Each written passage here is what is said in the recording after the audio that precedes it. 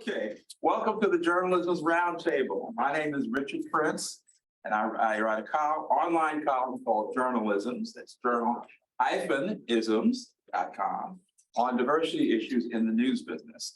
This roundtable is an extension of that. We started the roundtable in 1999 when a friend of ours was leaving to pursue a doctorate. She said to keep these going, and we have. We met every month in various restaurants in Washington, D.C. until the COVID pandemic, when we switched to Zoom. Our participation multiplied, and we hope to have more roundtables that are hybrid, meeting in person as well as having people attend via Zoom. This is our third such hybrid roundtable, and look at all you beautiful people. We think of this as an online dinner party with the purpose to network and to learn. Some of the networking takes place in the chat room, so please feel free to make use of it, those of you who are on Zoom. A special welcome to those on Facebook. Please leave messages in the comments section if you want to reach us, and Shelby Lassiter here will be monitoring the comments. So that everybody knows, all of our conversation is on the record. And if you have comments or questions, please keep them brief and to the point so that we can make all of our various deadlines. So welcome. Now I see that I saw Roy Wood on the Zoom. Roy, you there? Yeah, I'm here. Hey, good afternoon or morning, wherever everybody else is. Yeah, well, I want to welcome Roy Wood, and we've been trying to get him to join us, but unfortunately, he had a voice problem at one point, but we got him this time, and we're so happy about that. Roy, as everybody knows, as most people should know anyway, was the star of the White House Correspondents' Dinner in the spring, on the Daily Show, actor, comedian, et cetera. So we wanted to have him say a few words on whatever topic he likes. So take it away, Roy. Well, I was here to talk with you all and just tell y'all thank you. That's really, above all, why I wanted to come on was, well, number one, let me apologize for what happened back in March, because what happened, I ran my mouth for an entire month leading up to the Correspondents' Dinner. I was working the Daily Show during the day, and I was performing comedy at night for 3 hours every night, tightening up all of the jokes and the bits. And then after the Correspondents' Dinner, there was 2 weeks of hard media to recap the Correspondents' Dinner. And then just one day I woke up and my voice just said, "Hey, we're done. You're done. We'll see you in a month." And so I had to slow things down a little bit, but in the time since the Correspondents' Dinner, and while I was there, and then subsequently at the NABJ conference in my hometown of Birmingham, I had a chance to really sit and talk and interact with people that, in my opinion, do things that are far more difficult and far more hard. And I have the gift of humor, to be able to kind of nip and tuck, but I think sometimes a lot of these issues need the hammer of truth. I know my Florida A&M J School brother Marlon Walker is somewhere in one of these mini squares, and Marlon, back when he was at the AJC, he was telling me about what the Latinos were dealing with the ICE raids and how they were hiding, and like stuff that I really want to talk about, that you all can just go out and do a story and let people know the truth. But sometimes, people look at humor as a gift, but I think in a lot of instances with the stories that we're trying to cover, especially now when you look at what I consider to be a fight against diversity, the empire is striking back against us now. So this idea of diversity and inclusion, where now it's time to really see who the allies are, we're starting to realize how many allies we don't have. So the stories that you all write, those are the stories that I think are essential, and those are the stories that I think matter. And it's just an honor to even be invited into this space today. I just came on to just tell y'all thank you, and I appreciate everything you do. And whenever the Daily Show is back, or wherever I end up, and wherever, I'm gonna try my best to uplift some of these stories that y'all doing, and hopefully add a joke. I don't know if anybody's got any suggestions on how I can make sewage water washing up into the front yards of black people when it rains too much in Selma. Let me know, and I'm all ears, because that's one of the stories that's in my crosshairs, and I'm going to try to marry that with the next bridge crossing jubilee, the Bloody Sunday, in March. So, Right, right. Did you if you know got that? some ideas on that one, send me. I'll put my email in the chat. Okay. Did you know your brother was here also, Arthur? Yeah, Arthur. Yeah, Arthur's here somewhere. I see Art in there somewhere. Now, what's it like to be in a family of journalists like this? Because your dad, of course, we all know from radio. It's not something that hit me till I got older. Like, I also have another brother, Roy, who was, a reporter, worked his way up to anchor, then assignment desk, and then crossed the bridge over into PR. And Art, as far as I know, you can correct me if I'm wrong, Art, if you want to unmute yourself. I believe Art was EPing a lot of programs. I believe Art was doing a lot of the stuff behind the scenes at a number of stations, from Syracuse to Houston. You were in Birmingham for a while as well. But I don't remember Art ever being on camera. So Art always seemed a little less stressed. Yeah, well, making moral decisions from the background or the news director's office, or, in a GM chair, it has its challenges. Jill Geisler, who also is in one of these boxes, was a reporter and anchor and a mentor of sorts. We were both young and both working together. So, I started as a reporter. I licked emulsion. I know what film is. So that's not how long ago that was. But so, yeah, we did on air work, but Daddy, Roy Wood Sr., was always getting a position where you could help influence story selection. And what you're doing now is influencing people, and you do get to select the stories through the stories that you tell, Roy. So super proud. Oh, thank you. Thank you, brother. I guess the back half of the answer to that question was that, for me, I grew up. So there was a period where my mother and I were living in Memphis, and my father had already started in Birmingham. And if y'all know with journalism, you don't move the family right away. You get your feet wet, make sure that the job is what it's supposed to be. So there was a summer where Memphis public schools ended a month before Birmingham schools. But whatever the deal was between my parents was, when school was done, I go to Birmingham and I stay with my dad during the summer, like between trips to Mississippi. And so my father, not wanting to leave a second grader at home by himself, saw fit for me to get up at 5 o'clock in the morning to go with him to the radio station. and, and we would get up at 5. We would go to Hardee's and we would get a breakfast biscuit from the Hardee's on 4th Avenue. And we would get into the station at about 5:40. Knowing what I know now from having done morning radio, my dad did exactly what I would end up doing. You walk into the station literally 3 minutes before your break. He would walk past the AP printer. He would snatch whatever was coming out the printer, highlight 2 stories, and he could cold read his ass off and not stutter, not stumble. And I would just be sitting at his feet eating a Hardee's biscuit. And if the wrapper got too loud, I'd get a pop in the back of the head. And he still wouldn't miss a beat. And so this idea of going in every day, going in and doing a job, and just seeing how my father affected people in the community and the way they spoke to him when we were out in public, that was just the one thing that I've always sought to have. So, I'd say that, Stuart Scott was a big influence in wanting to do journalism, because I recognized I was funny. My father understood how to bottle his anger in a way where you could listen to him so you wouldn't feel berated as a black person or a white person, the way you could still get the information within the anger. I never had that ability. So I figured, all right, well, if I can make you laugh, then I can try to. But, hard news, there's not a lot of place for humor. But sports allowed little pockets where you could be a little silly.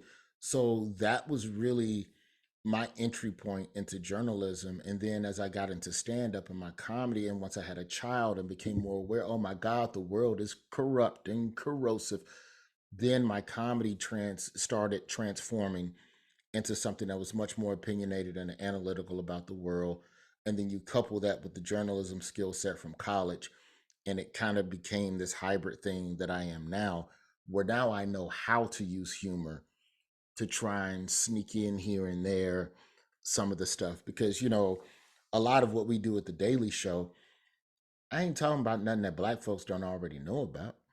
The trick is to create something that confirms and lets Black people know they ain't crazy, and seeing, did I just see racism? Yes, you did. You saw racism. And while at the same time opening the eyes of white people, while concurrently not trying to lose who you are in that process, and and sell out your people. So it's a bit of a tightrope, but just in terms of watching my father, I'd say for me, the thing that I gather from him more than anything, the same with Art, the same with our other brother Roy, who was 30 years in the craft as well, was just work ethic and just showing up every day and doing the job and carrying yourself in a way that the community respects you for representing them.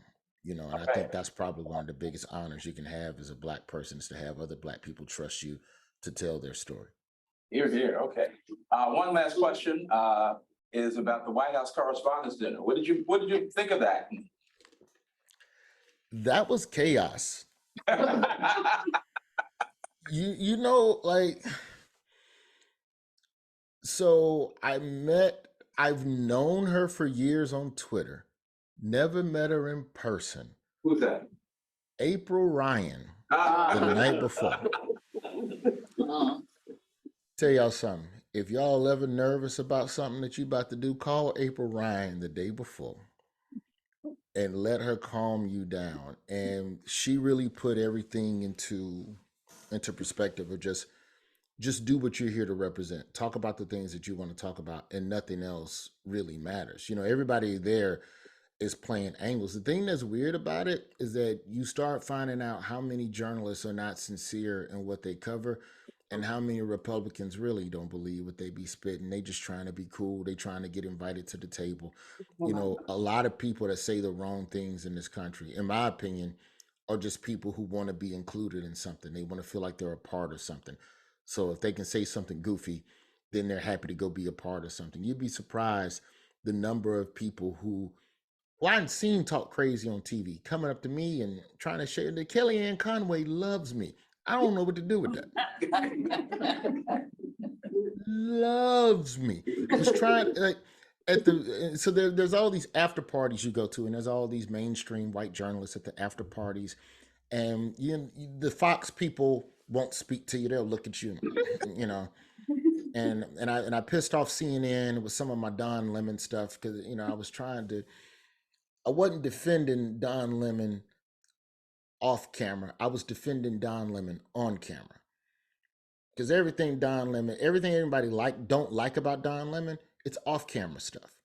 But on camera, the man held people's feet to the fire, in my opinion. And so when I said that, some of the folks at CNN didn't like it. So people gonna roll their eyes at you. So I think that part of it was a little weird. And that took a little getting used to, because it's not like a comedy show. Like at a comedy show, you do the jokes and go home. You don't go to an after party with the audience. Like, that's literally what you do. So now you're getting into these micro Yelp reviews of your set, person to person, with micro expressions and all of that. Oh, I see Dr. Stewart to the crowd. Dr. Stewart knows me from my days when I used to ride my bike to campus in a Golden Corral uniform, because I didn't have enough time to go home and change into my work clothes. And I got tired of packing my work clothes because it was too much weight on my back. So I would just, and Marlon can vouch for this too. I used to wear my Golden Corral. I'd be in J school smelling like onions. I'm sorry. It is what it is. But yeah, the dinner as a whole is, I think it's important, but I also think it's important, like, hey, let's not forget why we're here. And I don't know if I'll ever be asked back, but I just know what I wanted to talk about last year was just the lack of local news and how that erasure helps to forward the agenda of erasing what's happening in Black and brown communities in the country. And so, for as long as I can hit that note and people leave with that, I'm fine. Whether or not you laugh at a Clarence Thomas joke, I'm okay with that, But it's an interesting night. I will say that the Biden administration was a little nervous about what I was going to do. They were kind of like, no one probed to ask me what my jokes were. No one asked for a transcript, not even the Correspondents Association. They didn't know what jokes I was going to do until rehearsal. And the camera rehearsal is 2 hours before the dinner, but the rehearsal is more so to know what names I'm calling out so the director can know what seat that person is sitting at. So when I go to that name, they can pop to that shot. So it's just more just preparing a shot list more than anything. And even then, no one policed my material. But I say no one was more, not her, but Kamala's team was very nervous.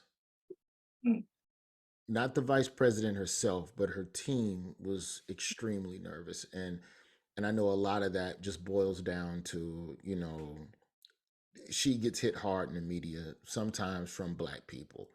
And I think they were trying to figure out more so, how are we going to spin this? If he talks about this, we need to be prepared to give her a comment about this, because someone's going to ask her what she thought about him when he said this. So can you tell us a little bit about, just the ballpark? And the only thing I could tell them, because I wanted them to be a little nervous, I just said, she'll be fine. She'll be fine. Like, and they didn't know what that meant, but at the end of it, as they're going off stage, because when the dinner ends, the president and everybody up there at the dais leaves, and everyone else has to stay put so they can exit. And Kamala and the first gentleman, Doug, they came over. They had some very kind words for me. So the fact that she came over and spoke after I talked, a little, I commented a little bit on, okay, they're saying you're not doing nothing, but here's what you're doing. But nobody cares about what you're doing because they're just going to give credit to a man. Like, that was the joke. And it was just more about the fact that I believe that she's held to a higher standard than previous vice presidents. That's all I would say. So whether or not you agree with whether she's doing enough or not enough, the fact that that question's even being scrutinized like that, to me, in and of itself, is sexist. So let's figure out a way to make a joke about it. So that's all I was going to do. But I can't tell you that. That betrays the relationship between the comedian and the audience. Also, if I tell you what I'm going to do, then you're going to have the gumption next year to ask the next comedian what they're going to do. And I want to make sure that the art of comedy is also protected as well. All right. Well, listen, thank you so much. I think we all. Thank you all. And you got to come back. Absolutely. Absolutely. Let us figure out this strike. And then when I get another job somewhere, if I'm back at the Daily Show, whatever it is, I'm happy to be back. And I really am going to put my email in the chat. Roy Virginia Comedy at Gmail. And that's the one that come to me. That's the one in the phone. Marlon can vouch for that one. That's the legit one. That's the one Marlon uses. So yeah, please do keep in touch. If there's anything I can do for anybody down the road, just let me know. All right. Thank you very much. All right. Thank you all. We want to change the schedule slightly here. Thank you, Robert. I'm gonna talk to Teray about the Selma, Rose Sanders and Teray. Okay, we'll do. Love you, Arthur. All right. I want to change the order of the schedule for a minute here to go to Mickey Opferreicher, who is the general counsel for the NPPA, which is the National Press Photographers Association. And they just won a settlement with the New York City Police Department, and with the help of the New York State Attorney General's office, about press people being treated unfairly by the New York City Police, and they're especially covering protests. And Mickey was one of the lead lawyers on that case. But the reason we want to switch things around is because he's got with him one of the photographers who was apprehended, Amar al-Fiqi, I guess is how it's pronounced. He is in the Mideast right now. He's Egyptian, and he's got to leave shortly. So I want to go right to Mickey, and he can tell us about that case, and also we want to hear from Amir also. So Mickey, please take it away. Thanks so much. Thanks for having us. Actually, Amr is working for Reuters now. Oh, and right. is in the Mideast. He said he just came back from covering the terrible floods in Libya, and it's 9:30 p.m. there, his time. So he's got a 4:30 assignment. So rather than listen to me, and he's got to go so he can get a little bit of sleep, Amr, not to put you on the spot, but there were two incidents that Amr was involved in. One wasn't at a protest. He was just out walking down the street, had his camera, and there was an incident where police were not particularly doing kind things to a person that clearly had a mental health issue, started taking pictures, and the next thing you know, Amr was under arrest. Fortunately, we were able to get him out of jail pretty quickly, and they took his press card as well.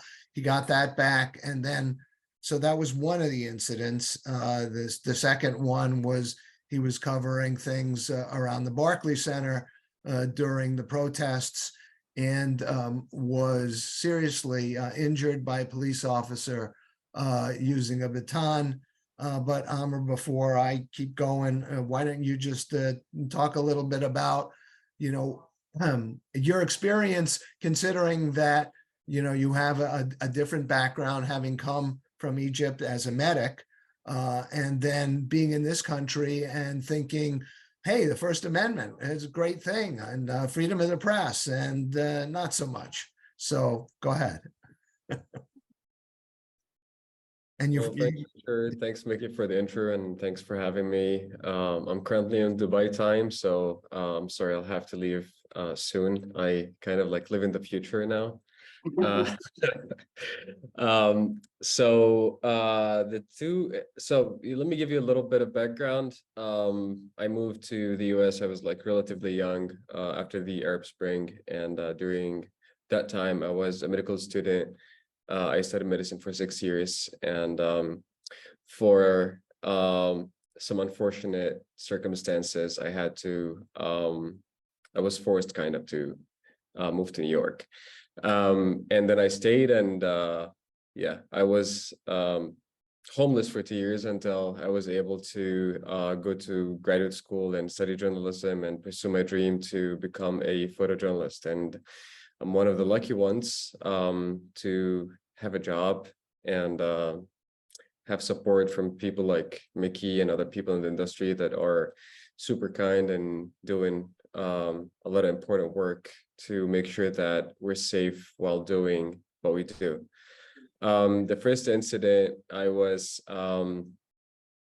a mentally, who appeared like was mentally challenged person, and it was like in the middle of the winter in February in Lower East Side Manhattan, and I was walking with a friend, and I saw 2 police officers arrest him and using what appeared more like excessive force and kind of violence against that guy. So I thought maybe if I stay and document the incident, that would be newsworthy. So I stayed, and then few minutes later I was arrested and detained. So I didn't even know Mickey at that point, but I knew Jim Estrin from the New York Times. He's a good friend and a mentor, and then he called Mickey, and they were able to get me out. And a few days later I was able to Mickey actually was behind it, like behind the whole thing. I was able to get back my press credentials, my NYPD. Back then it was NYPD, now it's more like a city thing. The second incident, I was covering the George Floyd protests outside of Barclays Center, and Well, I'm from Egypt, so those kind of issues or topics or protests kind of like hit home for me, and I wanted to stay longer, and the longer I stayed, the more chaotic things got, and I was caught up in the middle, and I was assaulted by an NYPD officer, and I got a terrible injury in my back. I had a cyst in my lower back. It was benign for the longest time in my life, and when I was like pushed back, I fell down and I hit the curb, and the cyst burst inside my skin, and it was really painful for like weeks. And I was supposed to get a surgery to remove the cyst, but I thought covering the George Floyd protests was more important to me than getting my cyst fixed. So for the following week or 10 days, I was working and bleeding at the same time. And for people like me, like there is a lot of stereotype about where I come from. But one of the could be a correct stereotype is freedom of expression or press, unfortunately. So for me, that juxtaposition, like at this point, like here, like I'm in the Middle East now. Like people think I'm American. I'm not American. I'm Egyptian. I'm from Alexandria. But I'm actually proud to call New York home at this point in my life, and I owe that place and the people I met there a lot to for what I've become, basically. So for me, it was really sad to, like leave everything behind and start a new life in a new place where I can have like my First Amendment right, and, like do my job and be a working professional journalist, bridging the gap between the East and the West, and doing that kind of work that I didn't think I would be able to do as a physician or a surgeon, because that's what my family wanted me to be. I did a lot of clinical training to become an ER surgeon, and then I never actually wanted to do that because I'm kind of like addicted to stories, and I love listening more than anything else. So Mickey and the whole team, Mickey reached out to me, and there was other photographers involved in that lawsuit, and I didn't hesitate to join the lawsuit, because if there was like 1% chance to change something or policy about how journalists and photographers are being treated in the field by law enforcement, I wanted to be a part of that.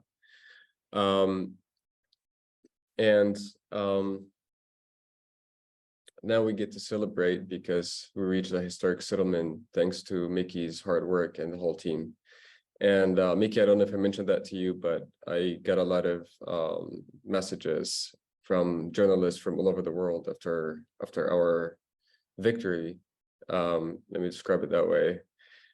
People in Thailand or China, and they were like, you guys inspired us to do something about freedom of expression and freedom of the press, and how journalists are being treated in different parts of the world. So yes, maybe I could at this point, I could say that the US is home, like as much as Egypt is home to me. And I'm proud to, like bring my background and who I am to my new world. I'm in my new reality, and be able to do something substantial, like what we did, and inspire like other people to do the same thing in other parts of the world. So thank you, Mickey. My pleasure. We're always glad to be able to help. For those of you who don't know me, I was a photojournalist also in both print and broadcast for about 40 years before I went back to law school late in life. So it's kind of a labor of love to be able to give back and help represent photographers. NPPA is the voice of visual journalists, and I'm just very fortunate to be part of that voice. So we're really glad we were able to do that. We've been involved in things across the United States. One of the things that I do a lot of is training with police. I do it with journalists as well, but I soon came to realize that telling journalists what their rights are, and they tell an officer, I know my rights, is usually the last sentence they utter before hearing turn around, put your hands behind your back, you're under arrest, if they even get that courtesy. So I thought that trying to teach officers about the Constitution and the oath that they swore to uphold it might be more helpful. And fortunately, I've been able to do that in quite a number of cities. Some of you may have noticed there's a case that comes from Minnesota, the Goyette case, where a number of journalists there were interfered with and arrested and assaulted by a number of police departments. The Minnesota State Patrol decided to settle that case a year or two ago, and part of the settlement agreement was that all of the troopers were to receive training in First Amendment. I ended up doing that training, making multiple trips back and forth to Minnesota. But just recently, last week, the judge ruled that there are other defendants, the Minneapolis police and the sheriff's department there. They made a motion to dismiss. She denied that, and the case is going to trial. So we'll see how that turns out. But in the short time that Omar's still got to be here, if you have any questions for him, you know, I'm a lawyer. I could talk forever. So I'll step aside, and if you have questions for Omar or me, happy to answer them. Yeah, I have a question for Amar. Since he's in Egypt, how does freedom of the press and freedom of expression compare with that in the United States? After spending so much time away from home, like literally roaming the world and reporting, I could assure you that the human struggle in general is one. It just takes different shapes and forms. Like in Egypt, it could be, that's what people focus on. Like when you say like the word Egypt or the word Middle East, like we always try to find the negative before the positive. Egypt is still like a few years behind the US in that regard, from what I know. But I also think that things are kind of like changing slowly recently. I know if you like, they're not like direct friends, but friends of friends who are detained. Independent media offices sometimes could be raided. Yeah, so it's unfortunate, but it's not as bad as it used to be. So during Mubarak's regime, I would say, growing up that time, it was really, you wouldn't even be able to say his name. Like if you say his name, you're in trouble. But now things are slowly changing, I hope. But in the US, there is a like clear guideline, constitutional right, the First Amendment right. It's written, and it's been a part of our practice for, I don't know how long now, and it's really sad to see that being violated by law enforcement regularly, especially against journalists and journalists of color in particular. Sometimes yeah, let me just put it that way. Okay, thank you very Sorry, much. I have to be a little bit conservative because I'm with Reuters now, so please do not quote me because everything has to go through the PR department. So Too late. sorry. Yeah. Sorry, I think in the beginning we said that everything is said here is on the record, so we hope Reuters understands. Okay, one last thing from Vicky before we go back to our schedule. When something happens to us as journalists involving the police, what should we do? Well, you should hopefully be working with somebody else so you're not out there, so you can watch each other's back. If you've got some type of recording device, keep recording because it's going to be a he said, she said type thing. And there is a presumption that the officer is telling the truth. And we found, unfortunately, that that's not always the case. So having a video recording, even if the video is not great, but the audio is, as to what went on. Be respectful. You know that you're recording this. You want the police to look like they're out of control, which oftentimes they are, where they've escalated the situation rather than de-escalated the situation. But it's those kinds of things. Make sure that you've got contact information. I suggest to people, at least our NPPA members, that they write my phone number down an indelible marker on their arm, because we all rely on our phones now, and you're not going to have your phone, and usually people don't know the number. They just hit a number and, or ask it to send the number and dial it.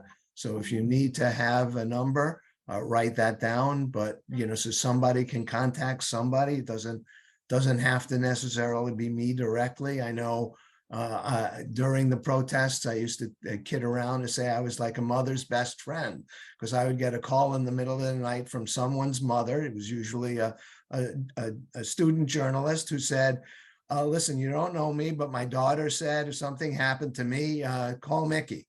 And this was a case, 2 young journalists got arrested in Las Vegas covering the protests. And I was able to, again, find, we have a great network of First Amendment lawyers, find a lawyer and get them out of jail in the morning. Same thing, happened in Ferguson during protests in 2012. Josh Lott from Getty was arrested, and one of the photographers from Getty called me, and we were able to get Josh out. I had just done training with the Chicago police when I talked to one of the chiefs and told her about the fact we had a journalist arrested. She said, oh, let me check. Called me back about 20 minutes later and said he was being charged with a felony, inciting a riot. And you could kind of hear the pause as I stared into the phone and said, Chief, seriously, photographers inciting a riot? So, all right, Mickey, let me see what I can do. They reduced it down to disorderly, and eventually those were dismissed, but we went and got Josh out, and then he returned the favor. Scott Olson was in Ferguson. I was in Ferguson, making sure journalists, again, weren't abused, and he got arrested. So we were able to get him out. In Amer's case, that first incident, that charge was a disorderly conduct charge. We got that charge dismissed.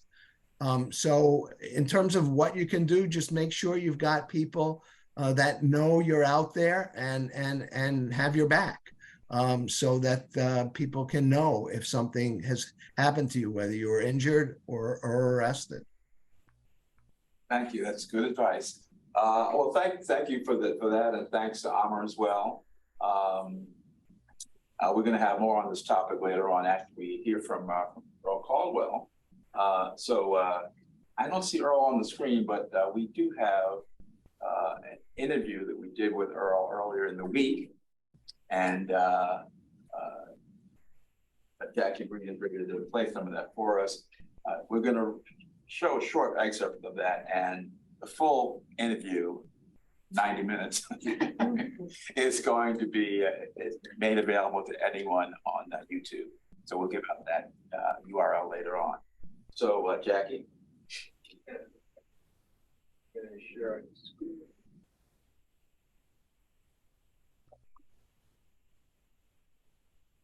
Whole thing with the government started.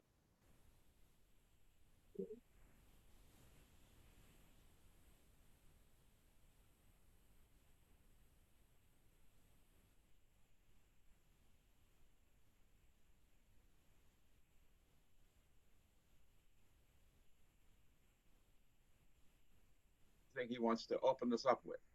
Well, I would just like to start by bringing up this document, a picture of this document.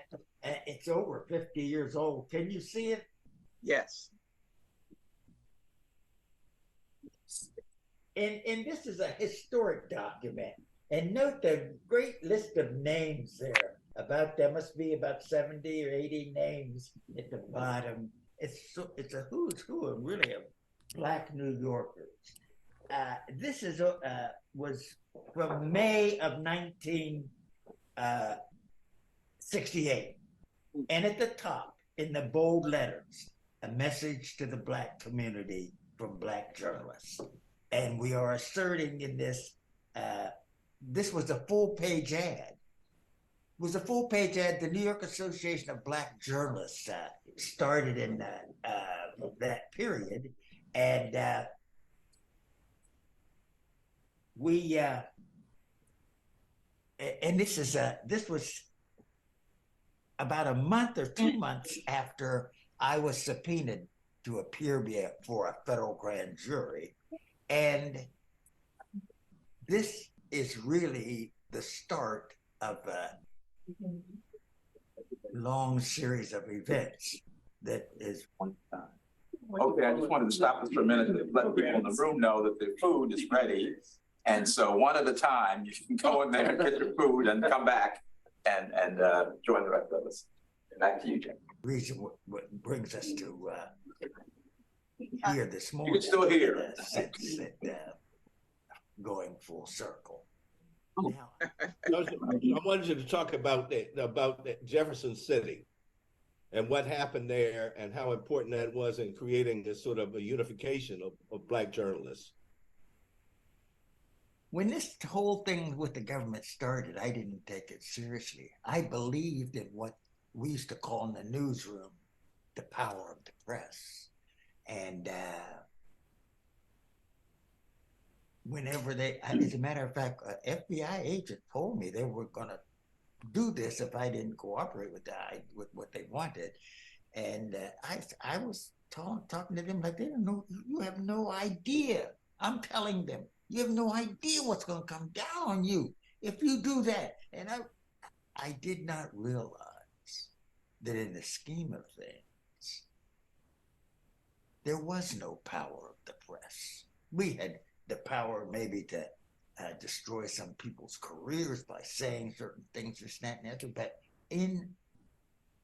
when it came to our defending our position about what we considered our rights,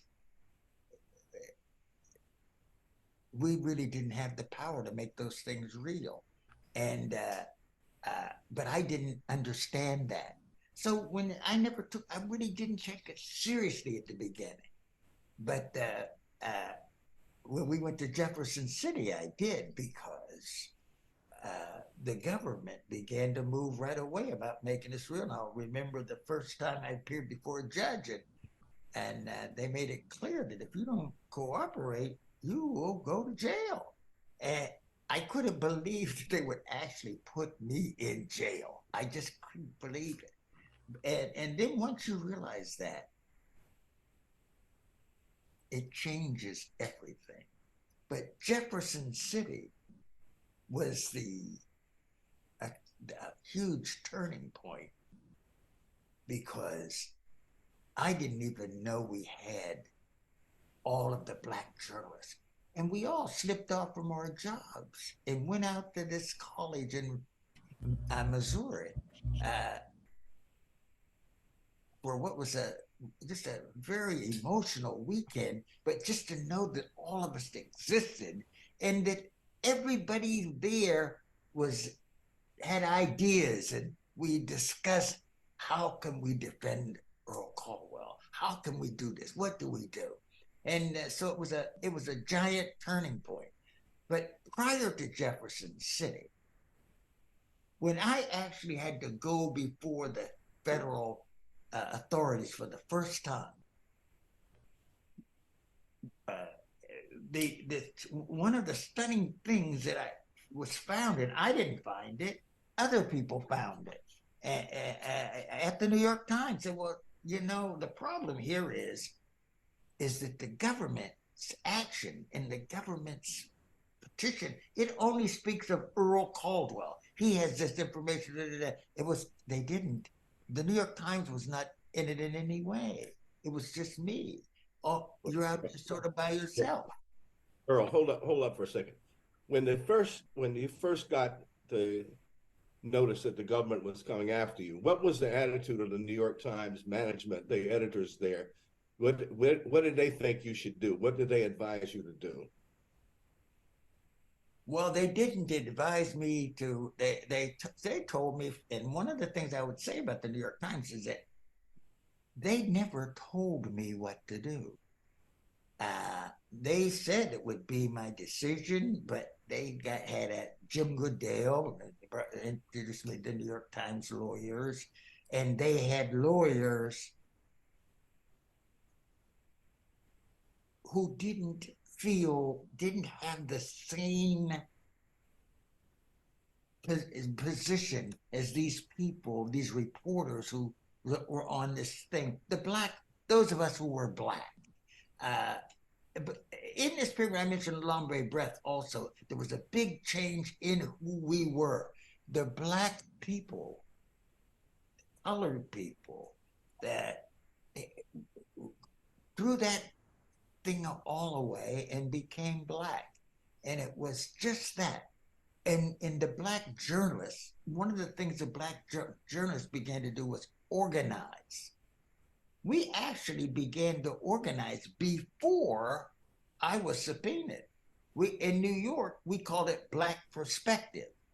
The reason being, Thomas A. Johnson was one of the senior most of the black journalists there. And he said, if it's called black, I can't be in it. He said the New York Times wouldn't allow it. He said you could have an organization of all the black people, but you couldn't call it black. And they were reluctant to even use black in describing people of color. Who was the editor of that, Earl? Abe Rosenthal. Okay. And Abe Rosenthal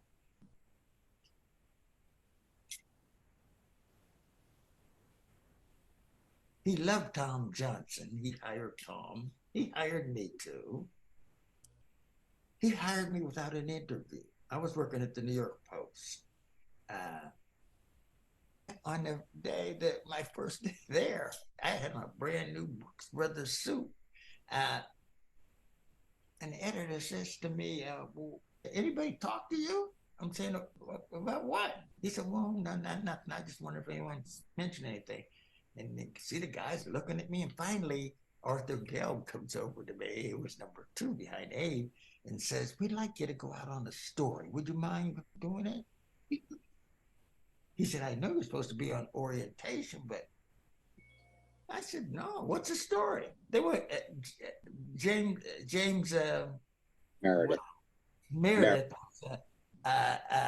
pulling out of the race against Adam Clayton Powell. Okay, but Earl, when your case came up though, didn't you have the feeling, I think you've told me this before, that the New York Times was trying to encourage you to cooperate with the FBI at this point? And wasn't that sort of the message you were getting from them? That was definitely the message. It might have even turned out that way, but it was, we had organized this group called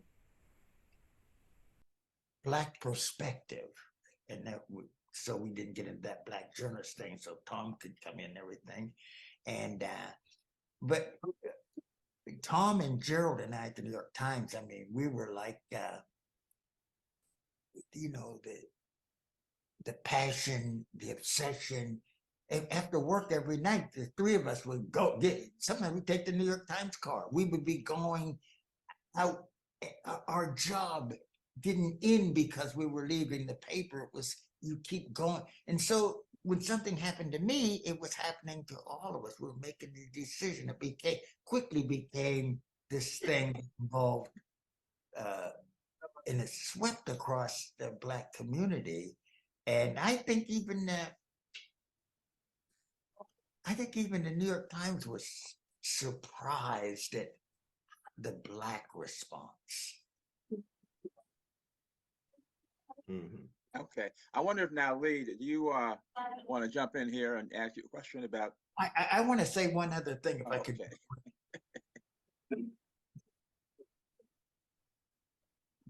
Black people are criticized so often for not doing this, not having that, not preparing for things. And what happened we were looking for a lawyer for me, just reporters. By then I had been sent out to California to do some stuff, and I'm out there, and we don't have a lawyer, and there's a specific date. You got to appear before the court. We didn't have a lawyer.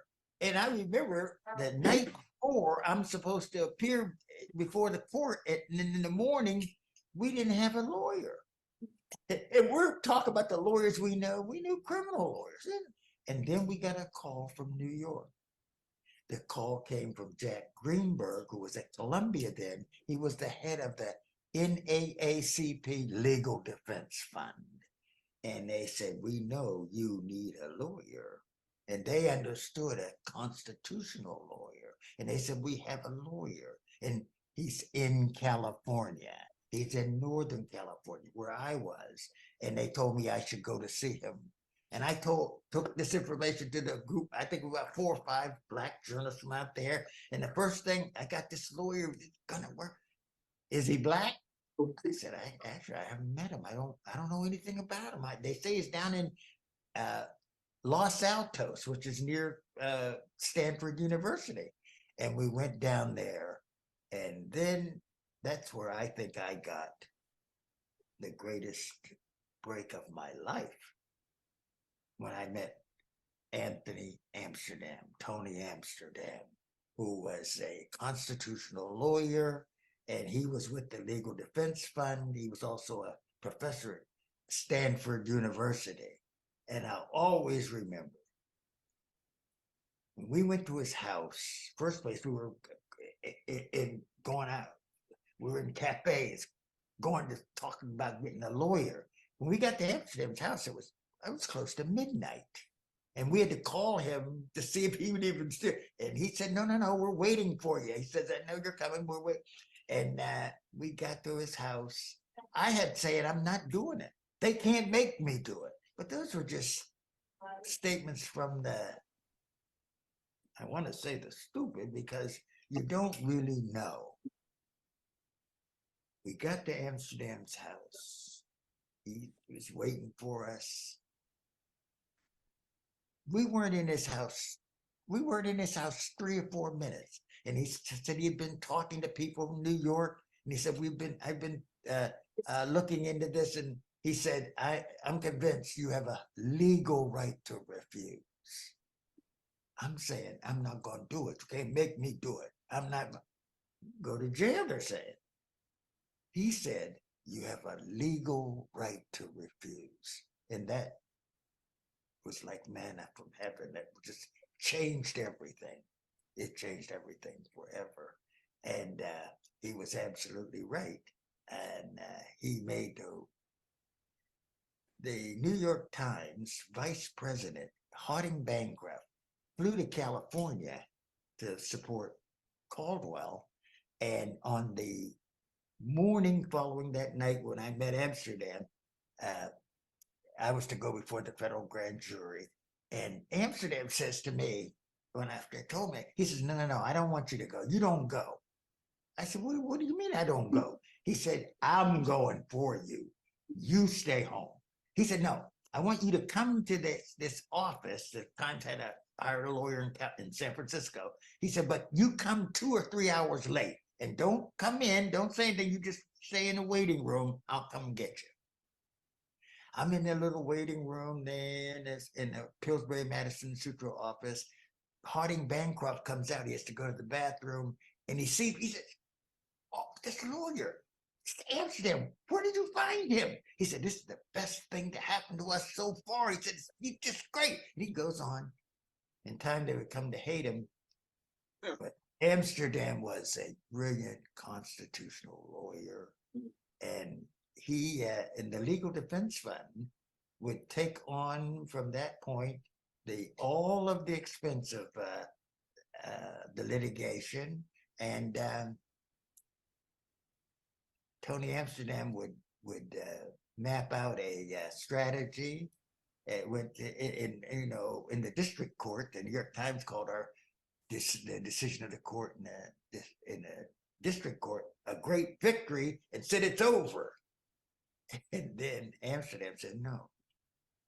Caldwell would still have to go before the grand jury, and he said he doesn't want me to go before the grand jury. He's right when he's the argument that I was making. I go before the grand jury. It's a secret proceeding. The prosecutor come out and say anything. He said, And he's going to fight for me not to go at all. And that broke everything between me and the New York Times. There was a famous memorandum, I don't have it with me, in the Abe Rosenthal posted on the bulletin board in New York. All the reporters were in an uproar, I'm told. And basically what he said in there was, and he used this language, we all feel sorry for Earl Caldwell and the difficult position he finds himself in. Well, New York Times, not in, not their reporting. So that's when we went our own way. But Tony Amsterdam crafted out a brilliant approach to all of this. We won a great victory in the United States Court of Appeals for the Ninth Circuit. And I believe we would have prevailed at the Supreme Court level, but the newest member of the court was William Rehnquist. And he had been in the Justice Department speaking about me. Fred Graham said, you wouldn't believe what this lawyer was. Fred Graham covered justice for the New York Times. He called me in California. You wouldn't believe what this lawyer in the Justice Department is saying about you, man. And this was Rehnquist. I'm trying to find those documents now. But Rehnquist cast the deciding vote in this. But by that time, the Supreme Court ruled the Black Panthers were decimated. There was not much left, and so it was really moot insofar as I'm concerned. But I felt and still feel today that we won that case. To prevail, they had to steal it, which I believe they, if Rehnquist would have stepped aside, recused himself, then it would have been a tie, and we would have prevailed. So, but that was another story. right. Thank you, Earl.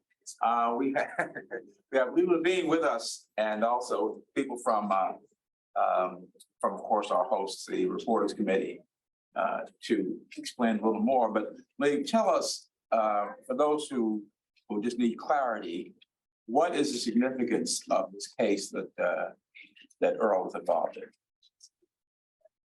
Well, I have a lot of significance on a number of levels. On the most basic level, Earl's case and two others that the Supreme Court agreed to hear at the same time raised the question of what kind of rights reporters have to refuse to cooperate in governmental investigations, testify before grand juries, produce documents, protect their confidential sources.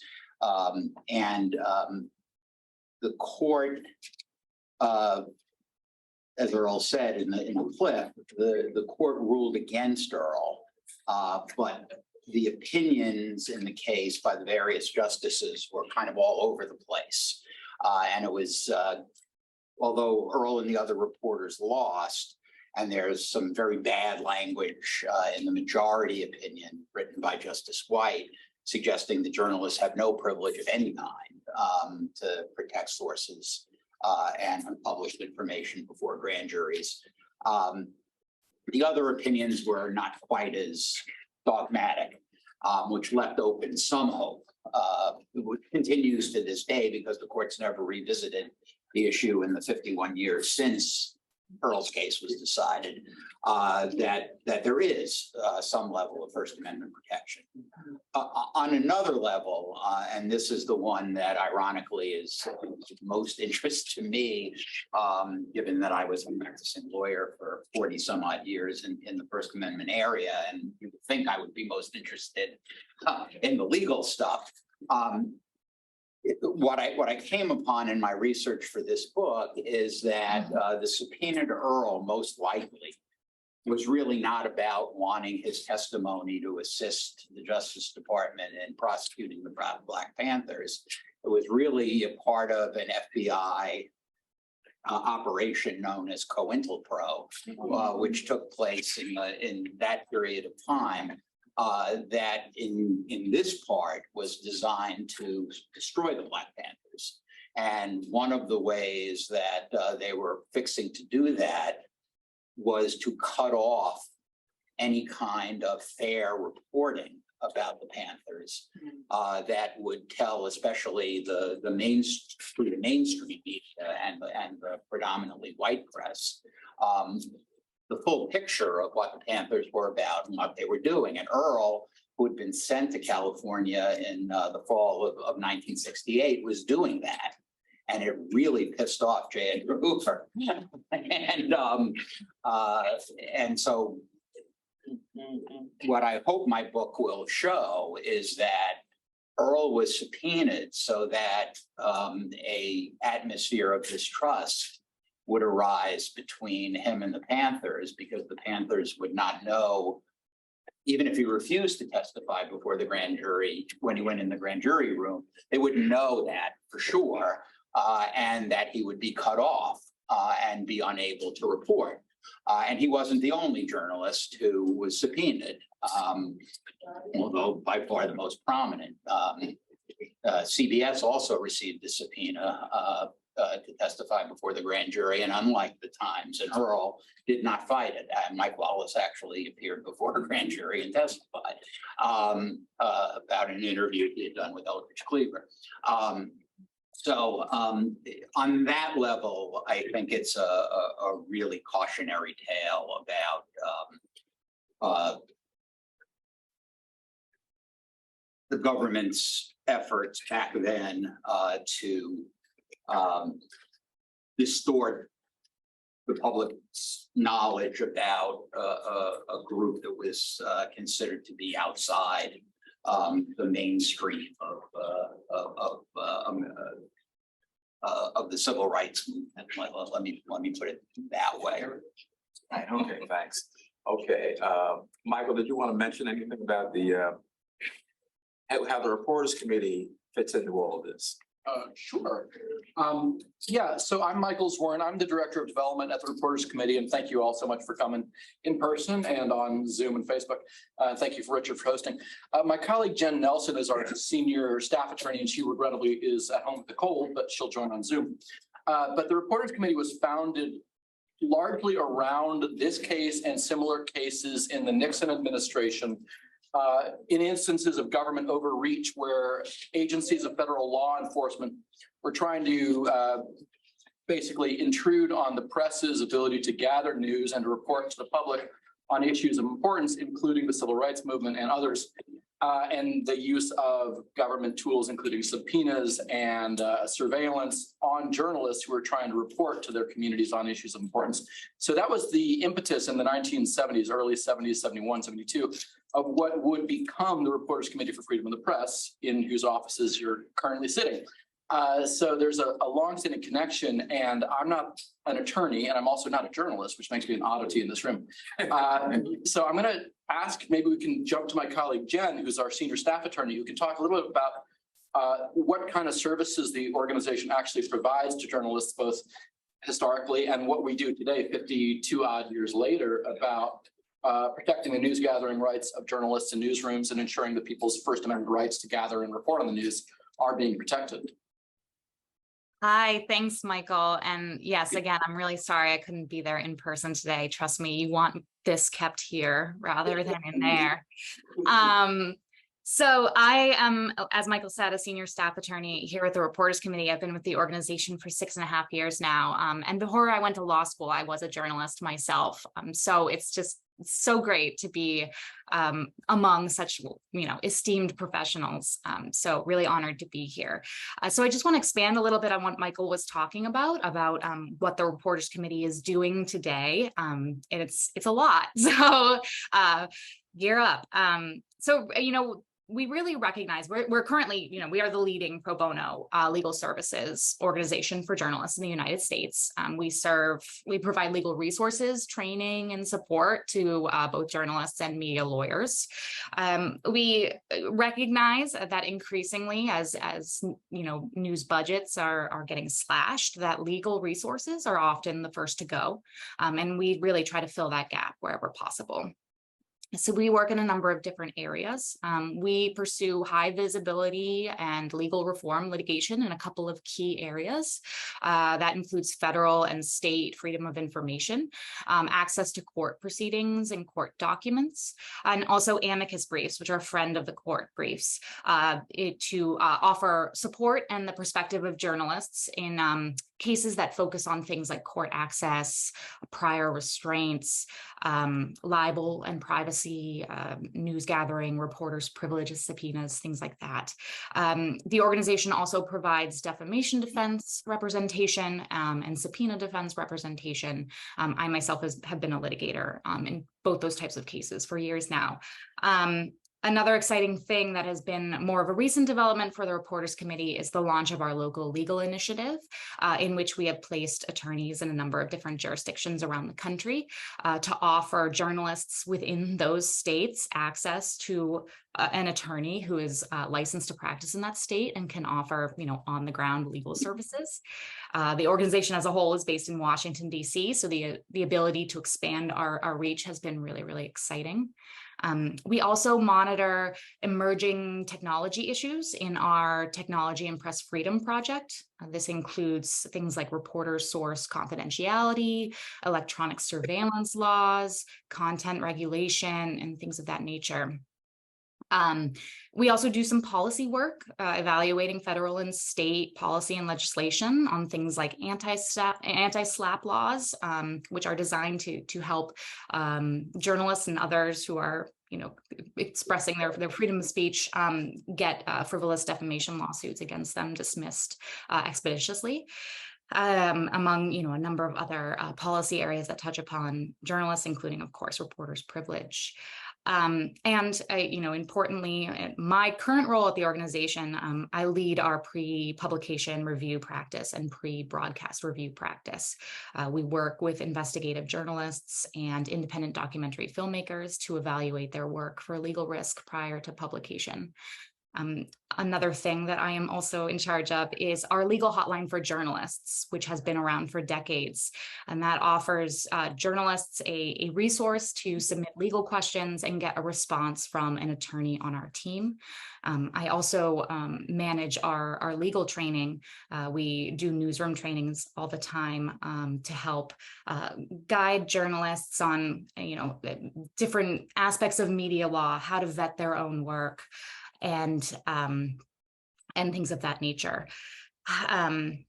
So that, I think that covers most of it. I think the last thing I'll touch upon is our legal guides available on our website, are constantly being updated thanks to our wonderful growing list of pro bono attorneys who assist in that area. We have guides that touch upon police and protests, election laws, and also guides that touch on each state and their laws with regards to public records and court access, recording laws, reporters' privilege, and the like. Okay, thank you very much. I see you got some questions here. Hazel Price Edney has one. Hazel. Thank you, Richard. I was wondering whether the Reporters Committee gets involved in making comments on situations. For example, I think I'm going to write a story on this, and that is just a little background. When I went to Ferguson after Mike Brown was shot and Wesley Lowery was arrested, my periodical's press gallery pass was welcomed actually by the local police there. I'm a member, my Newswire, Tri-Sydney Newswire, is a member of the House and Senate periodical's press gallery. And the pass that they give us, which is a U.S. Senate stamped pass, was welcomed there. Well, only a few weeks ago, as you know, the Mike Brown thing was 2014. Only a few weeks ago, I went to the White House and a Secret Service agent at the gate told me that normally they only accept passes by news agencies themselves, and that they no longer accept U.S. Senate, House and Senate periodicals press gallery passes. That shocked me. And I didn't argue with him because I needed to get in. And so I do plan to, to go back and, and to question that at some point very soon. And I was wondering, do you all give comments on situations like that? Are you talking about, that's certainly, it's an odd situation you faced. Is that, are you talking about sort of, comments that will ultimately be published Yes. as, what the Reporters Committee says about this? Yes, as Yes. a part of the story, would you, be open to give a comment? I mean, and who would I call once I find out whether this is a hard and fast new policy? Maybe this was just a young, member of no. It seems odd to me because you have to meet a certain standard to get a pass to be able to cover the U.S. House and Senate. So it seems odd to me. But we often comment in the media about issues that are facing the press. So we have a dedicated email address, media@rcfp.org, that goes to our comms team, and then they will sort of send it out to the appropriate attorney. Sometimes it's me, sometimes it's one of my colleagues that will offer comment on the record if we're able to do so. Okay, well, thank you. You all will probably be hearing from me if they. I can't wait. Thank you. Okay. Okay. Did I see another hand? Another question? Oh yes. All right. Jim Ascendio, yes. I just want to thank the Reporters Committee because when I was news director at WAMU, we had a reporter, David Schultz, who was doing a Veterans Administration story, and he had his equipment seized, and they would not give him the reportings or his equipment. And I think that happened on a Thursday night. And by invoking the committee's name and a couple of other organizations, the VA quickly backtracked, and I had to show up at the VA hospital at about 10:30 at night or so with Marley and my daughter, and we pulled up outside. They came out, gave us equipment back, and said, "Wow!" And so thank you. Wow. Okay. Anybody else have any questions for our esteemed guests here before we go into our introductions? But, yes, Jane. Yeah, one thing I thought Michael or Jen could talk about is our NBC Universal fellow, unless I missed it. Yes, no, thank you so much for raising that. I definitely want Maisha to be able to introduce herself and talk a bit about her work. I think that's incredibly important. She's there in the room at the Reporters Committee. Hi, everyone. I'm Maisha. I'm the NBC Universal News Group Race, Equity, and Journalism Fellow here at the Reporters Committee. I started about exactly a month ago, so I'm still a little fresh, but and I graduated from Georgetown Law School this past May. And my role is basically focused in providing our resources to journalists of color and newsrooms led by people of color, especially community newsrooms and places that might not know that these resources that we offer are available. That could include trainings on federal FOIA, things like, just our general meet and greet of what the Reporters Committee is, making sure that they have our hotline, which is staffed 24/7. So I'm asking all of you to spread the hotline number everywhere because that's really important. And, you can call it anytime, even if you don't know you have a legal issue, even if you just suspect maybe perhaps you might have a legal issue, call us. And on top of that, on top of trainings, I reach out specifically and do outreach across the country to smaller newsrooms and journalists covering stories of people of color to see how we can support them. I come from a half journalism background. I went to J school for a few years and I love journalism, but as I told Lynn and Richard before, it was really hard to be in mainstream newsrooms and broadcast studios as a journalist of color that are led mostly by people that aren't like me, covering stories in a way that didn't always sit right with me. And at J school at the time, and this was not that long ago, but it was still drilled into you, this concept of objectivity. And, I had professors tell me, oh, I unregistered a vote, all of these different things to mask how we look at, interpret, and communicate with the world. So A question that I've wrestled with for years is, how can I be objective when my body is inherently political?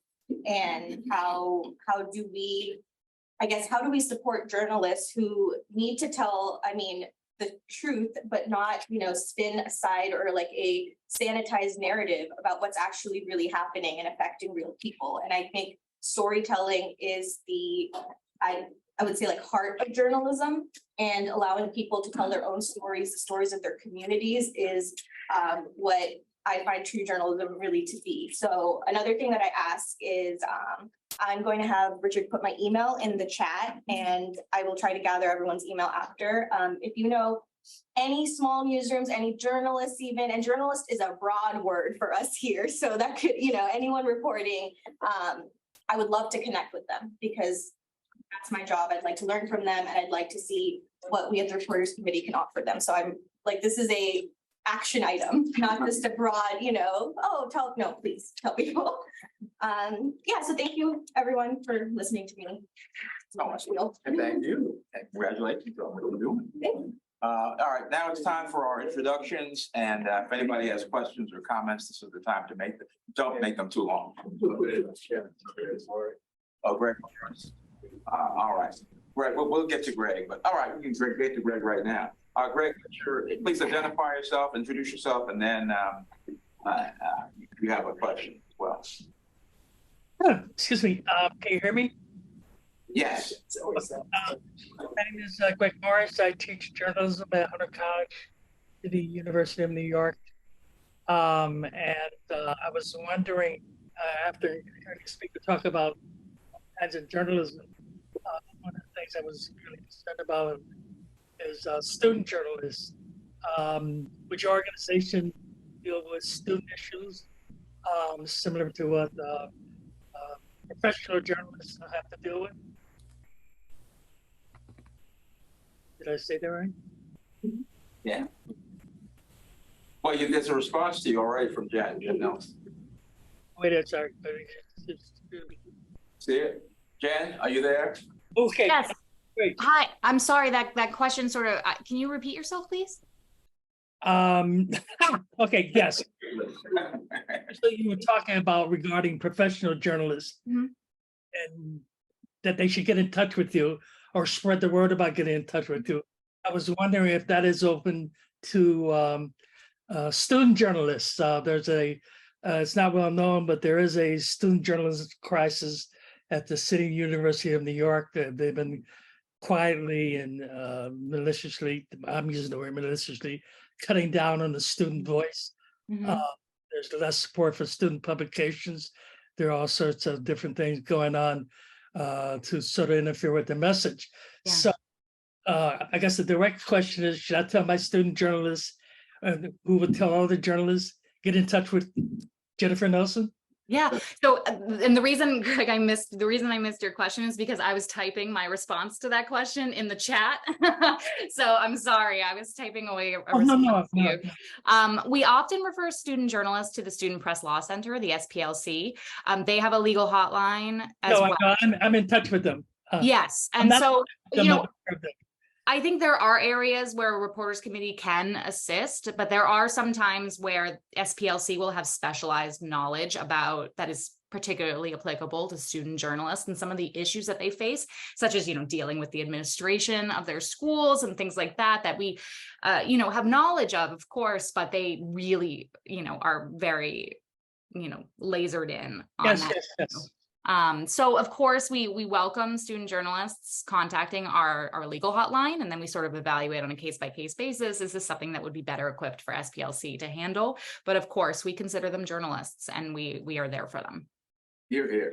All right, more introductions and possibly questions. I saw Celia Wexler on my screen a minute ago, but now she's somewhere else. Let's see. Celia, where are you? Okay. All right. Well, we'll move on. I see the ER Ship has a question also. Hi, everybody. I don't really have a question, Richard, but I need to jump off pretty soon. So I wanted to introduce myself. Introduce yourself first, please. I will. I'm ER Ship. I'm a longtime journalist. Currently, I'm teaching journalism at Morgan State University in Baltimore. And I teach media law and ethics and a few other topics that are quite relevant to today's discussion. So I thank you very much for it. Okay, you didn't have a question. You didn't have a question after all. Okay, all right, good, thank you. We'll move on to, let's see. Well, Hazel, you didn't actually say who you were, so. Well, I'm Hazel Trice Edney, editor-in-chief of the Trice Edney Newswire, owner of Trice Edney Communications and Trice Edney Newswire. And I also teach multicultural media history at the Kathy Hughes School of Communications at Howard University. Thank you, thank you. Robert Qualls, tailor-made. I was most recently the cloud program manager for the Core Tech team at the National Football League. Currently looking for a seaworthy 35-footer so I can just sail on. All right, Eduardo Beckett, we're glad to have him also as person in the room, quote unquote.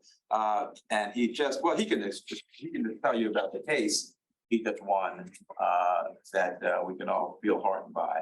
Eduardo Beckett, please introduce yourself. Tell us about the case. Unmute, please.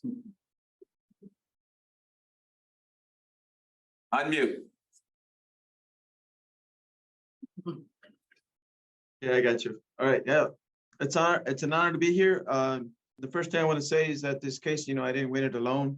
You never win anything in a vacuum. This Tell us was what the case is first. Yeah. So this is a case about my client, Emilio Gutierrez. He came in 2008 from Mexico. He was a journalist, criticized the Mexican military in particular. He got threats. His house got raided. They tried to accuse him that he had weapons, that he had drugs in his house. It was all fabricated. So he came with his son back in 2008 and took 15 years to win his case. He was denied. 15 years. 15 years, yeah. He's been denied the case multiple times. He was put under surveillance. So he came in 2008. He was in custody. He came at the end of the Bush administration. And then during the Obama administration, this case was denied, but he was out on parole, what we call humanitarian parole. And in 2017, he was awarded. He was given an award by the National Press Club. That was like in October, and then a couple months later, he gets arrested by ICE. He has to do a check-in, and then we were kind of suspicious that maybe he was under surveillance or watching him. He was criticizing the system, saying, my kid's taking so long. Why are they denying it? I have evidence. I'm a journalist. The judge was saying, I'm not buying it. I don't even think you're a real journalist. He was questioning him. He was saying, well, you've only shown me a couple articles, and I'm not so sure you're even a journalist. And so anyway, so he criticized ICE and their policies and the system, how broken it is. And then basically his case was denied. And when he went to his check-in, they actually arrested him in front of me. They handcuffed him. They were going to take him to Mexico because I'm right on the border. I work in El Paso, Texas, across the street from Ciudad Juarez, so we're right on the border. And they clearly were going to deport him, so we did like an emergency stay. We were able to get it for him, but then he was taken into custody. And then there was a back and forth saying, hey, this guy's not a criminal. Why are you arresting him? Why is he detained? He lost his case, but he has a right to an appeal. So anyways, to make a long story short, the committee, right, to protect journalists was involved in this case. We had some professors from Rutgers. We filed a writ of habeas in the Western District of Texas. And we're trying to do, and I think there's some ongoing FOIA fights right now. But through the litigation, we did find out they did have him under surveillance. They were watching his house. They had him on a list of 2,000 people. And basically, they didn't like him because, they don't like the press. They don't like too much noise. They don't like to be criticized. So the federal judge basically said, I think, he does have a First Amendment rights. I think it's violated. So he ordered the government to give us, all the discovery. And instead of giving us discovery, they released him. And so that's why we were never able to get all the records, but it's ongoing litigation. Recently he wanted. Let's not forget the Knight Wallace Fellowship Program. Oh, yes. Had by Lynette Levinson. Oh, yeah. And that's what I said at the beginning, this case is never one in a vacuum. There was just so many people. Lynette out of the University of Michigan gave my client a full, I guess, what do you guys call it in the journalistic?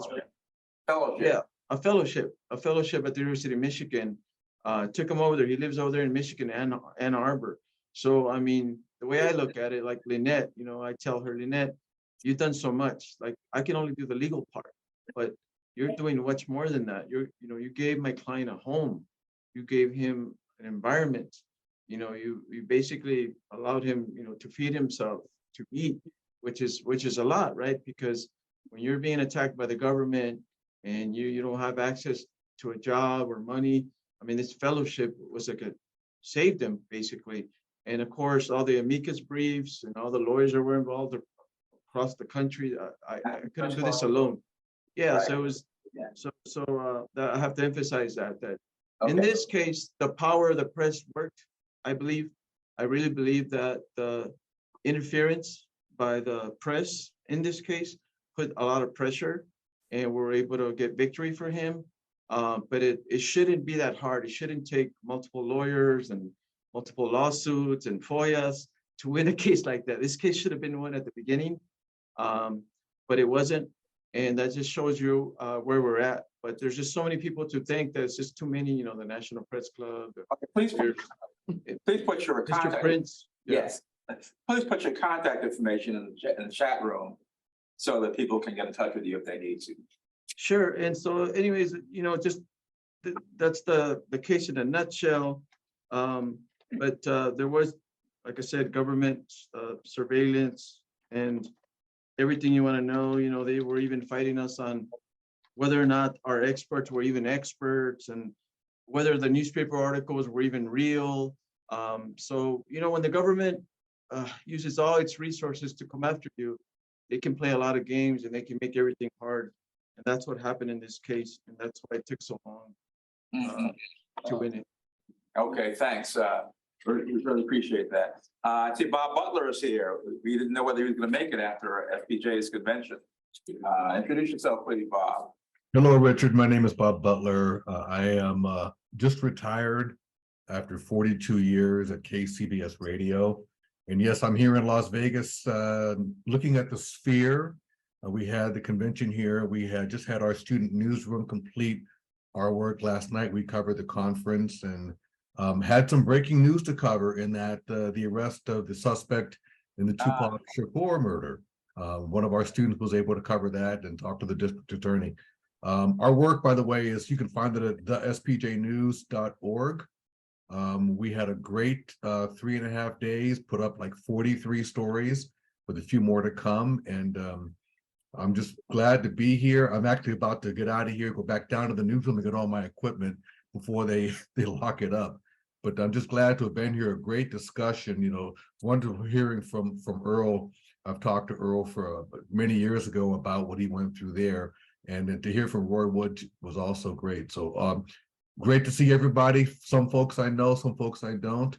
But I'm always glad to make your acquaintance. And thank you, Scoop. Okay, thank you, Bob. And of course, Bob is the past president of NABJ as well. Carl Rudd, introduce yourself, please.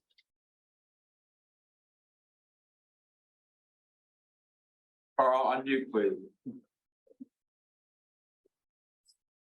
Oh. Hi, I'm Carl Rudd. I'm a freelance photographer here in Upper Marlboro, Maryland. I was invited through the Exposure Group, Black professional photographers here in the Washington, D.C. area. Really enjoyed the discussion, got a lot of interesting insight, and I appreciate everything that you all do on a daily basis. Thank you, it's Carl. been a pleasure being here. Good to have you. Good to have you. Bruce Lambert.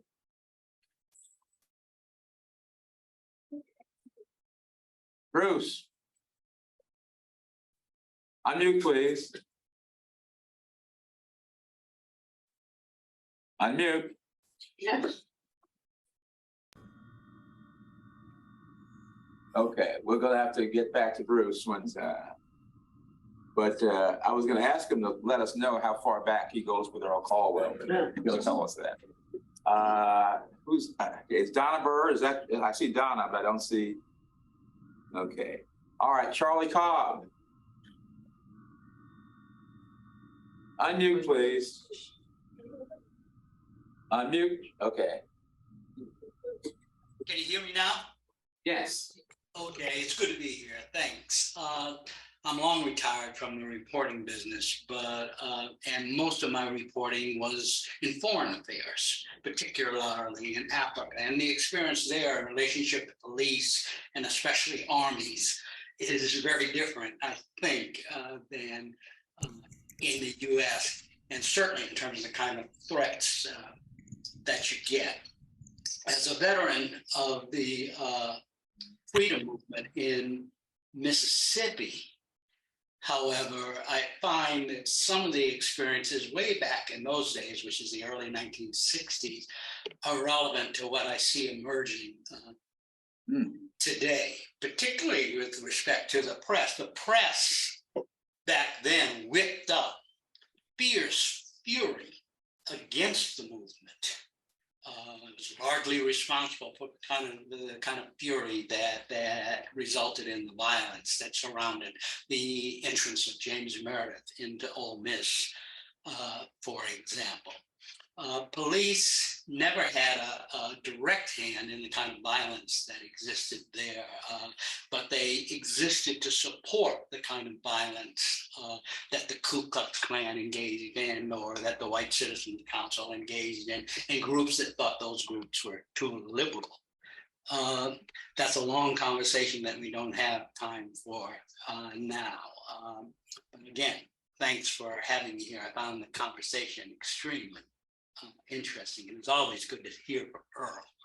All right. All right, Joe Davidson. Hello, everyone. I'm glad to follow my friend and fellow NABJ co-founder Charlie Cobb. It's always good to see him and everyone, and there are a couple of other co-founders on here. I think Joel Dreyfus, I think is here. Leon Dash, he was here. So good to see all of these gray beards such as mine on the scene. I'm a columnist for the Washington Post, Federal Insider column, and I hope everybody's doing well. Okay, thank you very much, Joe. Let's see, Beatrice McBride. Hi, I'm Beatrice McBride, and I'm a freelance photographer here in North Texas, and I member of the exposure group. And once again, Richard, thank you for another informative, really, really good information today. And I also do a lot of travel photography, so this is very informative and helpful to me. Excellent. Okay. Let's see. Bala Baptiste. Richard, fantastic roundtable as usual. We're not surprised. Colleagues, my name is Bala Baptiste. I'm a professor of mass communications at Miles College, and Miles College is near Birmingham, Alabama. All right, we just had a journalism item about the work you did in going back to the New Orleans Times-Picayune. No. Yes, okay, you can see that. Okay, well, this was published, and it was about how many times the Times-Picayune at the turn of the last century used the N-word routinely. Well, I'll be. How about that? That's what. Thank you. Yeah, that was an abstraction from a longer piece. I'm working on a book about the racial integration of the Times-Picayune. My research interests deal with Black people, mass media, and history. And I'm really fascinated about what happened that changed white people's minds about Black people. We were excluded. And then somebody said, all right, let's hire one here, one there, one there. I focus in on why did that change happen? But yeah, I got surprised at the number of times the N-word was used. So I decided to do a full-scale investigation, for the most part, full scale. And yeah, Black perspectives picked it up, and I'm hearing it's being read a little bit. Thank you, Yes. Richard. Sure, and I should also mention that the editor of the Science PQ, Rick Sanchez, said he was appalled to find this out, and that once again it proves the need for diversity in newsrooms. He's a native New Orleans, and he came back to his hometown last year from being editor of the Star Tribune in Minneapolis. Look, diversity and scholarship as well, because folk are not dealing with that. Race wasn't an issue. I mean, it had nothing to do with race, you know. So diversity and among scholars, among researchers is important as well. You're here. All right. Ambassador Ray, still here? Charles Ray? Unmute, please. Can you hear us? Unmute. Okay, well, we'll have to come back to Ambassador Ray, who was very instrumental in our conversation a few roundtables ago about U.S. ambassadors of color and how they see the world. So we're glad he's back. Okay, I see this Miami. Is that Juan? Juan, can you? Yes, how are you? Yeah, there you are. Just please introduce yourself. Hi, everybody. My name is Juan Diaz Granados. I do some work for NABJ and NAHJ. So, Richard, nice seeing you. I guess I will not see you at SPJ. I just heard the news about what's going on with your convention next year. I was really interested because Earl Caldwell was actually my professor at Hampton University. So I was hoping he was going to be on the call so I can chat with him and see, you know, if he remembers some of the great things that we did. He put together something called the Caldwell Cafe, where he brought in, you know, just historians from over the years to, you know, to students like us. You know, we were 18, 19, 20 years at the time, didn't really know the history, so learned a lot about him and just wanted to say hello. So hopefully he's on next time. But nice seeing you, Richard. Sure, and he'll be seeing this, of course, as well, so that's good too. Let's see, who's next? Sonja Gracie. Hi, good afternoon. My name is Sonja Gracie. Thank you so much, Mr. Prince, for this Zoom meeting. I just found it incredible. Just a great time to spend a wonderful Sunday afternoon in New York City, in Harlem. So I'm a teacher, and I am also a columnist for the Positive Community Magazine, which is here in New York City, as well as Montclair, New Jersey. And thank you again, everyone, for such a terrific Zoom meeting. Really informative. Thank you. And Sonja is a member of the New York Association of Black Journalists, who has members of, there are several members of that organization who are on the Zoom and who responded, thanks to the outstanding leadership of the president there. So thanks again, NYABJ. Who have we? Oh, Mary Curtis. Thank you for not forgetting me. Mary C. Curtis, zooming in from Charlotte, North Carolina. Again, thanks for the variety of guests and topics you have. Really interesting, Richard. I've worked with a lot of folks on the call, including Ship at the Times and others. Currently, I'm a columnist, politics, culture, and race at Roll Call, host of their Equal Time podcast, guest host for Slate's What Next, senior leader at the Op-Ed Project. And also word in coming up, I know I'll still see Jill Geisler and others at the Journalism and Women's Symposium Conference in Chicago coming up second weekend in October. They're always kind of interesting. Okay, great. Thank you, Mary. Did I miss anybody else on the Zoom? Yes. Hi, it's Bruce Lambert. I did find my mute button, which was off screen. And I had to pull the seniority card on Earl Caldwell because I knew him more than 55 years ago. Right. When I was a newcomer and he was about to leave the Rochester Democrat and Chronicle. Hey, all right. Where he was the first Black reporter, I believe, there. And this was the period of civil, or some people called them civil unrest, race riots, whatever you want to call it. And I remember the anecdote of there were riots in Harlem, and the Gannett Company, Rochester was the headquarters of the Gannett company at that time. They sent Earl Caldwell, their only Black reporter, down to New York City. And he was preparing to write a dispatch on the riots in Harlem.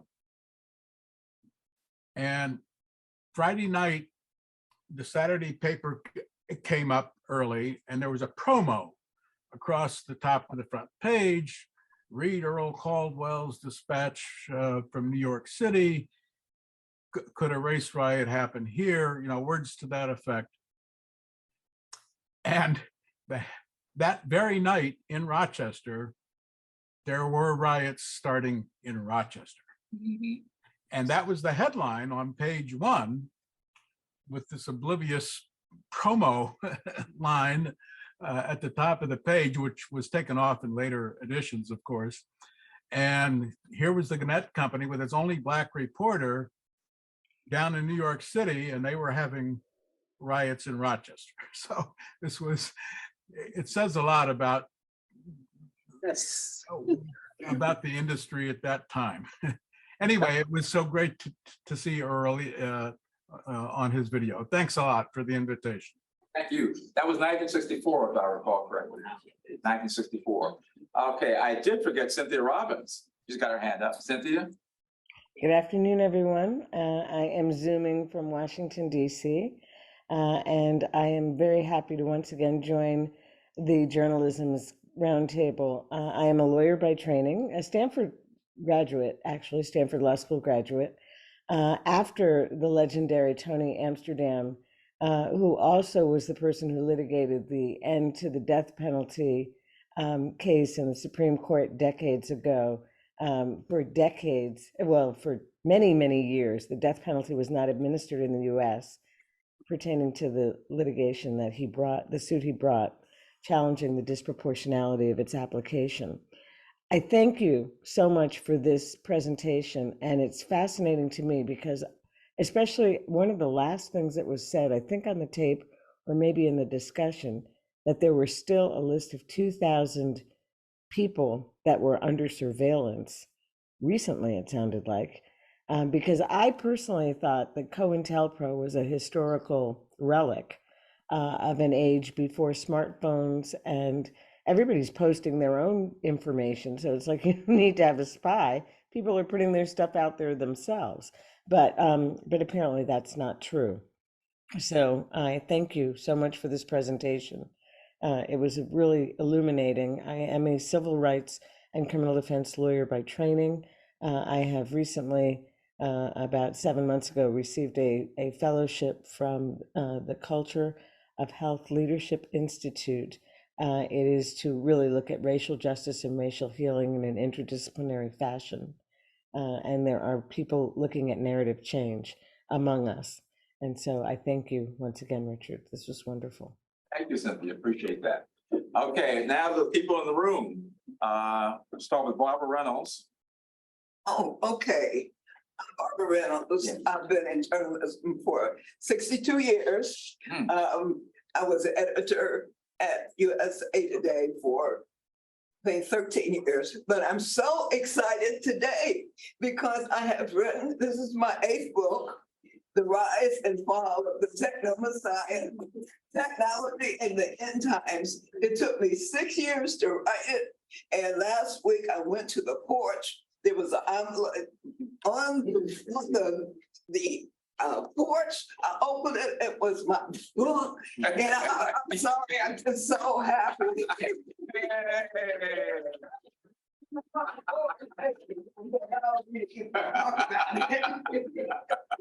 Okay, Michael, we know who you are. John Watson. John Watson, journalism professor, American University. I teach communication law, journalism ethics, and my students are watching and they have a quiz on Tuesday. Oh, really? You have to find salient news stories from the hundreds of potential we heard today. Excellent. Okay, that's good to hear that. That's good. Marley, you want to, gentlemen's out there, but I'm Marley Miller. I am a proud graduate of the University of Montana Journalism School. Oh. And I'm proud of all the work that they're doing with Native American news and educating Native Americans to be journalists. Wow. Jim and I contribute to university and really are pretty proud of the work they do. I'm retired. I never went into journalism, but I worked for nonprofits for the last 40 years. All right. But Jim will be back. Okay, well, welcome. Glad you're here and glad you're back from the islands. Yes. They're down at St. Croix. Okay, James Grimaldi. Yeah, James Grimaldi, Wall Street Journal, Investigations Desk, and member of the steering committee for Reporters Committee for Freedom of the Press, which is how you ended up here today. That's right. And thank you. I'm also helping Leonard Pitts teach a class at Morgan State University in the spring. Unfortunately, it was undersubscribed because they didn't get the word out and they had some issues with their enrollment there. So we will be doing that in the spring, 3 of us from the Wall Street Journal. Okay. Sharon Farmer. Southeast DC, power to the people to the power. And this fight with journalism and TV and all this crazy stuff, it's not over. Please gird up, get ready. Thank you. Jessica Lee. I'm also from Southeast DC, and I'm a recovering journalist of many years. And I guess my first job was in Caracas, Venezuela. And my last one was here in Washington, USA Today. All right, very good. Okay. Carol Porter. Carol Porter, former art director and designer at the Washington Post, retired. And then I took on a news paper and education program for 12 years. Been out of it since for 4 years, but I'm still interested in news information and what I read in the paper, see on TV and social media. So all right, thank you. I'm still interested. Here. Thank you. All right, Miranda Spivak. Good afternoon, everybody. I'm Miranda Spivak. I worked with James Grimaldi and Carol at the Washington Post. My whole thing was always in local news, which I despair the conditions of. And several years ago, I did a series of stories revealed from the Center for Investigative Reporting about state and local secrecy and its deleterious impact on communities. And part of that, of course, is the decline of local news. So nobody knows what's going on. Anyway, I'm turning that into a book that's going to be published by New Press in 2025, also called State Secrets. Oh, congratulations. All right. All right, Doreen Bethea. Hi, it's good to be back. I haven't been here in a while, so thank you for extending the invitation. Doreen Bethea, I am a multi-platform editor at the Washington Post, copy editor. I also teach copy editing at Howard University, and I was recently selected as a Maynard Fellowship. Congratulations. All right, Lynn Adrian. Lynn Adrian, I'm on the Journal-isms Advisory Board. I'm recently retired from running the graduate broadcast journalism program in Washington for the Newhouse School at Syracuse. Previous to that, many years in broadcast television, network television, and continue to support journalism. Here. Thank you, Lynn. Betty Ann Williams. Betty Ann Williams, I'm on the organizing committee for journalism's activities. And I'm an independent journalist who worked for USA Today and AP, among other publications, and the Joint Center for Political and Economic Studies. Okay. And Jim, that was perfect timing. Everybody was introducing themselves. So tell us, introduce yourself, please. Jim Ascendio, retired newspaper and radio broadcaster and manager, and now retired here in Boonesboro, Maryland, and St. Croix, U.S. Virgin Islands, and down there working with some students at the University of Virgin Islands, journalism students, and also with the local public broadcaster helping their fundraising. Yeah. Lee, did you want to say anything more? Anything else? I just wanted to pick up on what the lawyer from Stanford had to say. Okay. And that is that Tony Amsterdam argued that case, the death penalty case in the Supreme Court, the very same month that he argued Earl Caldwell's case in the Supreme Court. One of the things that I'm exploring in my book is the intersection within the court of its deliberations simultaneously on the two cases. I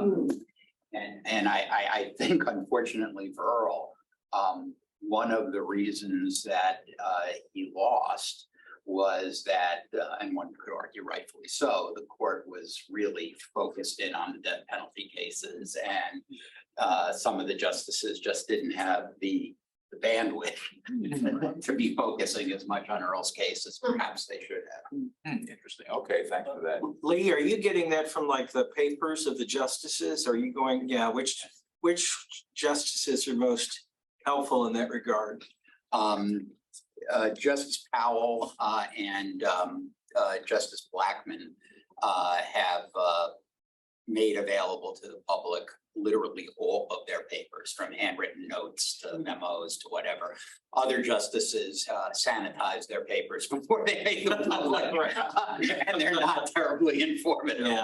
But Blackmun and Powell are the best, and Justice Brennan did a series of, his law clerks prepared for him a series of term histories for every year that he served on the court, and their little kind of narrative stories about what happened inside the court. And interestingly, in the year of Earl's case, Justice Brennan, who was known as the foremost advocate of the free press and the First Amendment on the Supreme Court, his term history says nothing about Earl's case. Page after page after page after page about the death penalty cases, but nothing, not a word about Earl's case. Did you co-write a book though about Brennan, the progeny? I did. Thank you. So, nothing in there? Nope. Wow. Wow. Okay, and our co-pilot here, Jackie Green. I'm the husband of that Stanford lawyer. And formerly of USA Today. And now I am co-producing journalism. Yay. And I'm doing other consulting work in the Washington area, and I have two projects in the African diaspora, one in Gambia and one in Ghana. That we're hopefully finishing our buildings in first quarter. Okay, thank you. Okay, we're only 2 minutes over our allotted time, which is good. So thank you, everybody. And I think we hope we had a good, I want to especially thank Jason Hall, a member of the steering committee of raising this, and also I want to thank Michael for agreeing to this. Yes, right. And maybe we'll even be invited back. I think you've got unanimous vote here, among us at least. So anyway, so that's good. All right. So thank you, everyone. We have, what's this? No, well, we can go ahead and sign on the Zoom. I was just going to say something about the meal. Oh, yes. Yes. Well, all right, let's sign up for Zoom and then you can do the meeting. Before you do, I did put a note in the chat that one of the things that's happening is a change, a contemplation about changing the structure of the Supreme Court so that they can better address a variety of issues with expert support, because now they're so complicated, and to be expected to address death penalty disproportionality at the day after or before you're dealing with journalistic First Amendment rights and all the rest of it. So that is one of the proposals about changing the court. And we need the journalists to keep your eyes open in addition to expanding the court. Thank you, Cynthia. Okay, thank you. There will be, as I said earlier, the chat room will be printed out and people can see what was put in the chat. And those who are on Facebook and who would like a copy are also welcome to have one if they just let us know where to send. Thanks again, and see you next month. I hope. Or maybe later on. Okay, sure.